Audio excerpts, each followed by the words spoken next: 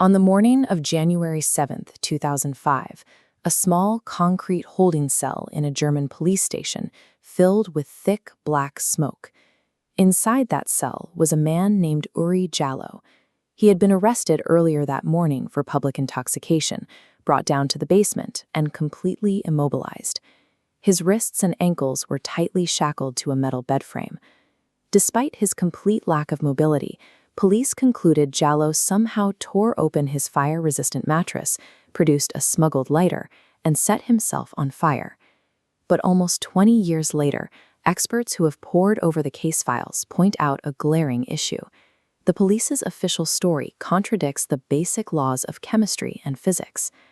To understand exactly what happened in cell number 5, we need to treat the official police report not as an established fact, but as a scientific hypothesis, one that we can test against independent forensic reality. Because a legal narrative is just a story until it is subjected to the absolute, unforgiving rules of physical science. Look at this image of the actual crime scene. The extreme charring on the walls and the metal bed frame required intense, sustained heat. So our first test is chemical. Could a simple pocket lighter and standard mattress foam generate this much destructive energy?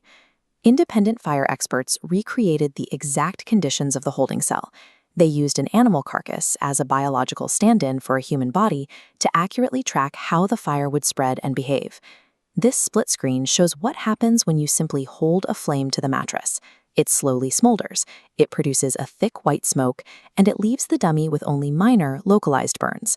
It looks absolutely nothing like the black smoke and total incineration from the real crime scene.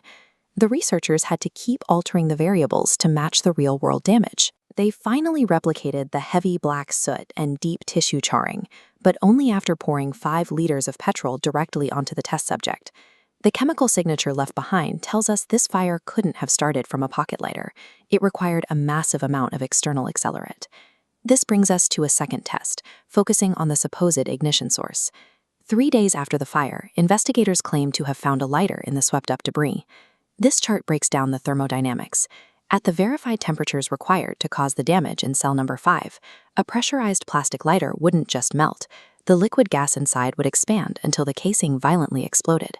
Yet the lighter they found was fully intact, just slightly warped. Even stranger, forensic analysts found clumps of red fiber fused directly into that warped plastic.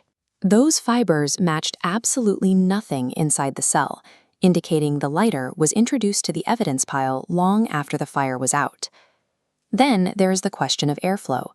The official timeline states that the heavy cell door remained securely locked until after the fire alarm triggered.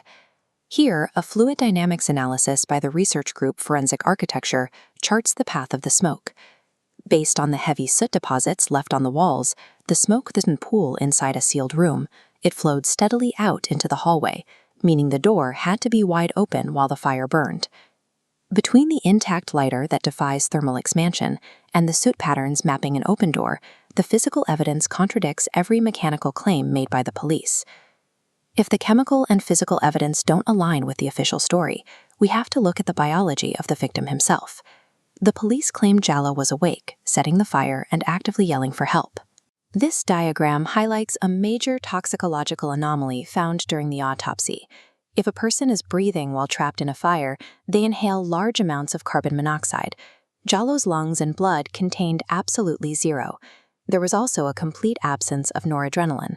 This is the hormone the human body automatically floods into the bloodstream when subjected to agonizing pain or physical trauma. To explain why his body wasn't reacting to the fire, researchers eventually ran advanced CT scans on his remains. The imaging revealed a fractured skull, a shattered nasal bone, and broken ribs. The biological markers all point to one distinct reality. Oury Jalloh didn't start that fire because he was severely beaten and completely unconscious or potentially already dead before the first drop of accelerant was ever poured. The scientific evidence tells the story the police wouldn't. Jalloh was beaten, doused in petrol, and burned with the door open. The official narrative is a fabrication, a fiction designed to shield the department from the reality of extreme police brutality. As experts uncovered these contradictions, citizens across Germany took to the streets, demanding the officers be held accountable for what the evidence showed. Yet, despite the overwhelming forensic proof, the legal system largely closed ranks. Key evidence mysteriously vanished, and no murder charges were ever filed, leaving the public to issue their own verdict on the glass doors of the police station. We can use the scientific method to perfectly reverse engineer a crime scene, but empirical proof means absolutely nothing if the justice system tasked with upholding it simply refuses to acknowledge the laws of physics.